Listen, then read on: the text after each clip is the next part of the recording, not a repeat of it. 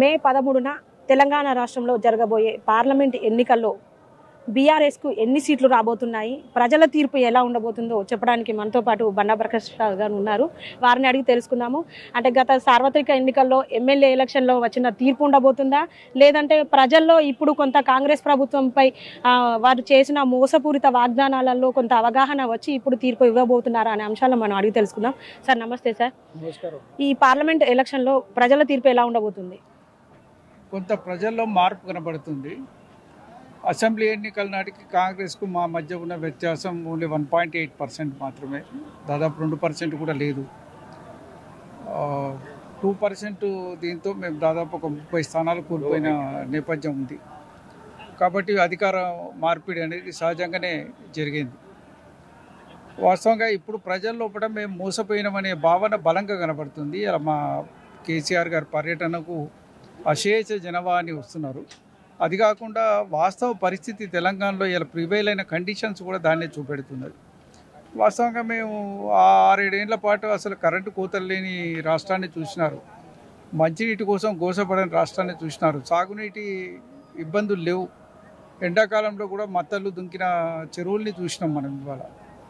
అటువంటిది ఈ సంవత్సరం కరెంటు రోజుకు ఒక 4 సార్లు పోవడం, 10 సార్లు పోవడం, దాన్ని మెయింటైన్ చేయలేని వ్యవస్థ, మిషన్ భగీరథను మొత్తానికి కుప్ప చేసుకున్న వాతావరణం, సాగునీరు మీద అసలుగే దృష్టి పెట్టని పరిస్థితి. ఇవాళ మీరు 7,000 పైగా విక్రయ కేంద్రాలను పెట్టుకున్నారు కొనడానికి. ధాన్యాన్ని కొన్నది ఎంత? 22 లక్షల టన్నులు కూడా కొనలేదు. మీరు డివైడ్ చేసి చూడండి ఎంత పర్ఫార్మెన్స్ ఉన్నదనేది. 7 లక్షల టన్నులకు మీరు 22 లక్షల టన్నులు చూస్తే ఒక్కొక్క సెంటర్లో ఎంత కొంటున్నారు అనేది లెక్క తీస్తే రైతులు ఎంత వెయిట్ చేస్తున్నారు అనేది కూడా మనకు తెలుస్తుంది. ఇవాళ నిన్నటిదాకా రైతు బంధు ఇవ్వలే, ఇప్పుడు నిన్న ఒకటే రోజు ఆర్డర్ తీసి మొత్తం వేస్తున్నారు అన్నది. మనం రైతు బంధు ఎందుకు ఇస్తున్నాం? వ్యవసాయంలో ఇన్పుట్ కోసం ఇస్తున్నాం, వ్యవసాయ రంగాల్లో రైతుకు పెట్టుబడి కోసం ఇస్తున్నాం. కానీ కోతలకు వచ్చేటప్పుడు పైసలు ఎవరు అడిగండి? ఇవాళ కోతలకు వచ్చి వ్యవసాయ ధాన్యం మార్కెట్కి వస్తుంటే నువ్వు పైసలు ఇస్తామని ఇది మభ్యపెట్టడానికి వేసే ప్రయత్నాలని ప్రజలకు అర్థమైపోయింది. ఇవాళ మహాలక్ష్మి పథకంలో 2,500 ఇవ్వలేదు. ఇవాళ కళ్యాణ లక్ష్మిలో తులం బంగారం అనేది అడ్రస్ లేకుండా పోయింది. ఇవాళ రైతు భరోసాలో ఇవ్వాల్సిన 15,000 గురించి ప్రస్తావన లేదు. రైతుకు క్వింటాలకు 500 బోనస్ గురించి ప్రస్తావన లేదు. కౌలు రైతుకి ఇస్తా అన్న పైసల గురించి ప్రస్తావన లేదు. వ్యవసాయ కూలీలకు ఇస్తా అన్న 12,000 గురించి ప్రస్తావన లేదు. ఉచిత బస్ సౌకర్యం ఇస్తే ఆటో కార్మికులకు 12,000 ఇస్తామన్న హామీ గురించి లేదు. నిరుద్యోగ యువతకు 4,000 రూపాయలు ఇస్తామని ఏదైతే వాగ్దానం చేసిందో అసెంబ్లీ సాక్షిగానే మేము చేయలేదని అబద్ధాలు ఆడి చెప్పే పరిస్థితి ఉంది. కాబట్టి ఇప్పటికే మాట తప్పింది కాంగ్రెస్ అనే భావన ప్రజల్లో కూడా బలంగా ఉంది. మరి వాళ్ళు చెప్పినే, మనం ఎవరైనా చెప్పినే కాదు, డిసెంబర్ 9 సోనియా గాంధీ గారి జన్మదినం, ఆ రోజు నుంచి అన్ని ఇంప్లిమెంట్ చేస్తామని చెప్పిండు. ఆ రోజు నుంచి అన్నిటికీ చరమగీతం పాడిన నేపథ్యం ఇలా కనబడుతుంది. ఏవో చేతులున్నాయి 1-2 స్కీమ్స్ చేసి వాళ్ళు అబద్ధాలు చెప్తున్నారు. ఆర్టీసీకి మేము నెలకు 3,500 ఇస్తామని చెప్తున్నారు. బీఆర్ఎస్ ప్రభుత్వం గత బడ్జెట్లో 1,500 కోట్లు ఆర్టీసీకి పెట్టింది. ఎందుకంటే దాన్ని గవర్నమెంట్ టేక్ ఓవర్ చేయాలి. ఆ డబ్బు తప్ప ₹1 ఎక్కువ ఇచ్చిన రోజు పెట్టమన్నాడు. ఇప్పటికైనా మేము సవాల్ విసురుతున్నాం వాళ్ళకి.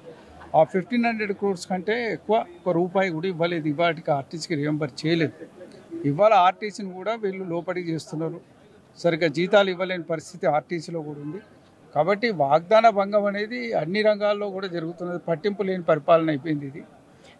అంటే ఇప్పుడు గత కొన్నేళ్లుగా కాంగ్రెస్ ప్రభుత్వం అణచివేసిన ధోరణి, అభివృద్ధిలో మన తెలంగాణపై సవితల్లి ప్రేమ, ఇవన్నిటిని చూసే ఎన్నో ఉద్యమాలు చేసిండ్రు, పోరాటాలు చేసిండ్రు, అమరులైనరు.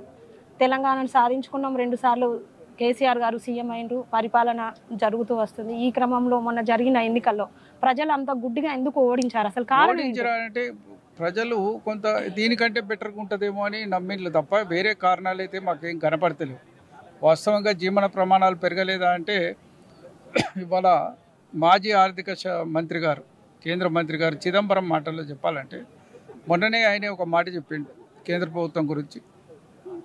జీడిపి పెరుగుదల కాదు దేశాభివృద్ధికి, పర్ క్యాపిటల్ ఇన్కమ్ పెరిగిందా లేదా అనేది గీట్రాయిగా తీసుకోవాలి. ఇవాళ తెలంగాణ దేశంలోనే అత్యుత్తమ పర్ క్యాపిటల్ ఇన్కమ్గా 3,17,000 కోట్లు 17,000 రూపాయలు మనం పర్ క్యాపిటల్ ఇన్కమ్ కింద డెవలప్ చేసి చూపెట్టినాం. దేశంలోనే అత్యంత గణనీయమైన జీవన ప్రమాణాలు పెంచిన ఫిగర్ అది. 64 లక్షల టన్నుల ధాన్యం నుంచి 3.5 కోట్ల టన్నుల ధాన్యానికి ఉత్పత్తిని తీసుకెళ్ళినాం మనం. ఇదంతా ప్రజలకు డిస్ట్రిబ్యూట్ అయ్యేదే కదా. దాంట్లో వచ్చే ఫలితాలు కానీ మనీ కానీ ఏ రోజు కూడా ధాన్యాన్ని కొనుగోలు చేయకుండా మనం ఇబ్బంది పెట్టలేదు. ఎట్లా ధాన్యం వచ్చినా కొనుగోలు చేసినాం, వెంటనే వారికి డబ్బులు జమ చేసినాం, రైతులు ఇబ్బంది పడకుండా చూసినాం. రైతు ఓరియంటెడ్ ఎకానమీని డెవలప్ చేసినాం. మనం ఇచ్చే పెన్షన్లు టైంకి ఇచ్చినాం.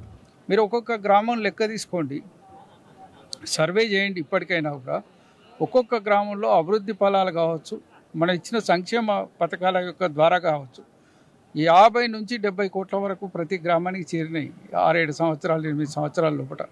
అంత సుస్పష్టమైన ప్రణాళిక వేరే పార్టీలకు లేవు. ఇది తెలంగాణ మీద ఒక విజన్ ఉన్న మంత్రిగా, ఒక ముఖ్యమంత్రిగా కేసీఆర్ గారు చేయగలిగినారు కాబట్టి మిగతాలకు సాధ్యం కాదు. సార్, ఒకటి ఇప్పుడు ఈ పదవులు అనుభవించడానికి, పదవుల కోసం ఆరాటపడడానికి పార్టీలు చేంజ్ అవుతూ పోటీలో నిలబడే వారికి ఇప్పుడు ఈ పార్లమెంట్ ఎలక్షన్లో ప్రజలు బుద్ధి చెప్తారా? ప్రజల్లో ఒక భిన్నమైన వ్యతిరేకత భావన ఉంది. మీకు అందరికీ ఇప్పుడే కాదు, నేను ఇవాళ ఎగ్జాంపుల్ చెప్తలేను. ఇప్పుడు దానం నాగేందర్ కూడా ఒకప్పుడు తెలుగుదేశం పోయి టికెట్ తీసుకున్నాడు. రాజశేఖర రెడ్డి గారు గవర్నమెంట్ రాగానే దానికి రాజీనామా చేసి మళ్ళీ పోటీ చేస్తే ఓడగొట్టాడు. ఆయనకు ప్రజలు హర్షించలేదు. ఇమ్మీడియట్గా పార్టీలు మారి అధికారం కోసం పరిగెత్తే వాళ్ళని ప్రజలు హర్షించారు. జనరల్గా ప్రజలు ఏది పడుతుంది ఎట్లా పడితే అట్లా మాకు ఓటేది. నిన్నటిదాకా నువ్వు బీఆర్ఎస్ పార్టీలు ఉండి ఓట్లు అడిగి సీట్లు అడిగి రేపటి నుంచి మళ్ళీ ఇంకో పార్టీ కండువా కప్పుకొని అడిగితే అవతల పిచ్చోళ్ళు కాదు కదా, అవతలకు అవగాహన లేని వాళ్ళు కాదు కదా, సమాజ హితం కోరని వాళ్ళు కాదు కదా. ఈ దేశ ప్రజాస్వామ్య వ్యవస్థకు పునాది రాయిగా ఉండేది వాళ్ళ చైతన్యమే, సామాన్యుల చైతన్యమే ఈ భారతదేశ వ్యవస్థని ఈరోజు కూడా కాపాడుతుంది. ఇంత గొప్ప ప్రజాస్వామ్య దేశంలో వాళ్ళు వేసే ఓటుతోటే ఈ దేశం యొక్క ప్రజాస్వామ్య వ్యవస్థ నిలబడుతుంది. దాన్ని అవగాహన చేసుకోలేకుండా వీళ్ళు ఏది చెప్తే అది ప్రజలు నమ్ముతారు అనుకునేది బుద్ధి తక్కువతనం. మే 13th నాడు కూడా ఈ ప్రజాస్వామ్య వ్యవస్థను బలంగా నిలబెట్టుకోవడానికి గొప్ప నిర్ణయాలు ఖచ్చితంగా ప్రజలు తీసుకుంటారనే విశ్వాసం మాకుంది. ఇటువంటి పార్టీలు మారే వాళ్ళకు బుద్ధి చెప్తారనే నమ్మకం, విశ్వాసం కూడా నాకు. అందుకనే ఇప్పుడు అంటే కేసీఆర్ గారు ఇంకో 3 నెలలు అయితే ప్రజలు రహస్య తీర్పు ఇవ్వబోతున్నారు రాష్ట్రంలో. ప్రజల్లో అయితే ఒక మార్పు కనపడుతుంది, ఒక తిరుగుబాటు తత్వం కనపడుతుంది. మోసపోయినామని ఇదైతే బలంగా కనపడుతుంది. మోసపోయిన వాళ్ళు ఖచ్చితంగా బుద్ధి చెప్పే ప్రయత్నం చేస్తారు. మమ్మల్ని మోసగించిన ఈ మోసగించిన వాళ్ళకు బుద్ధి చెప్పాలనే ఒక ఆలోచనతో అయితే ప్రజలు ఉన్నారు. మనం మరలవరిది ఎట్లుంటారో అట్లున్నారు. ఖచ్చితంగా ప్రజలు మే 13 నాడు మరలవడతారని అనుకుంటున్నాం. ఎన్ని సీట్లు రాబోతున్నాయి? మేము ఖచ్చితంగా 10 నుంచి 12 మధ్య సీట్లు గెలుస్తాం. జాతీయ రాజకీయాల్లో కూడా బీఆర్ఎస్ కీలక పాత్ర వహించబోతుంది. ఓకే, అంటే మొత్తానికి ఇప్పుడు ఈ పార్లమెంట్ ఎన్నికల్లో అధికార పగ్గాలు చేగించుకునే అన్ని స్థానాలు మీరు గెలుచుకున్న తర్వాత ఇక్కడ విభజన హామీలో ఉన్న అంశాలన్నింటిని కూడా మీరు కేంద్రం దృష్టికి తీసుకెళ్లి ఖచ్చితంగా సాధిస్తారా? ఇప్పటికైనా మేము ఖచ్చితంగా కేంద్రంతో పోరాడుతున్నాం. మీరు తెలంగాణ పార్లమెంట్ ఎంపీల యొక్క రికార్డు చూడండి. ఇప్పుడు నేనే 3 సంవత్సరాల 8 నెలలు పార్లమెంట్లో పనిచేసిన, 300 పైగా ప్రశ్నలు వేసిన, అనేక సందర్భాల్లో పార్లమెంట్లో మాట్లాడిన, తెలంగాణ విభజన హామీల మీద మాట్లాడిన, అనేక అంశాలు జీరో అవర్లో రేకెత్తించినాం. సమ్మక్క జాతర కావచ్చు, ట్రైబల్ యూనివర్సిటీ కావచ్చు, బయారం ఉక్కు కావచ్చు, కోచ్ ఫ్యాక్టరీ కావచ్చు, ఏ ఒక్క అంశాన్ని, కాజీపేట రైల్వేని డివిజన్ చేయడం కావచ్చు, అనేక అంశాలను మేము ప్రస్తావించి తెలంగాణ. అదే బీజేపీ కాంగ్రెస్ వాళ్ళ యొక్క ప్రశ్నలు తీసుకోండి, ఎప్పుడు తెలంగాణ వచ్చే నిధులని అడ్డుపుల్ల వేయడం, లేకుంటే వాటిని ఇబ్బంది పెట్టడానికి చేసే ప్రయత్నాలు తప్ప ఇంకోటేం కాదు. Okay, thank you sir. మంచి ఇది అంటే పార్లమెంట్ ఎన్నికల్లో ఖచ్చితంగా అనుకున్న స్థాయిలో బీఆర్ఎస్ పార్టీ స్థానాల్లో అధికారం దక్కించుకుంటుంది. ఖచ్చితంగా విభజన హామీల్లో ఉన్న ఇక్కడి సంబంధించిన కోచ్ ఫ్యాక్టరీ కావచ్చు, మామ్నూర్ ఎయిర్పోర్ట్ కావచ్చు, ఇంకా చాలా అంశాలు కూడా కేంద్రం దృష్టికి తీసుకెళ్లి ఖచ్చితంగా సాధించుకునే విధంగా పోరాటం చేస్తామని చెప్తున్నారు బండా ప్రకాష్ గారు. కెమెరా పర్సన్ సతీష్తో సోనీ, వరంగల్ టైమ్స్.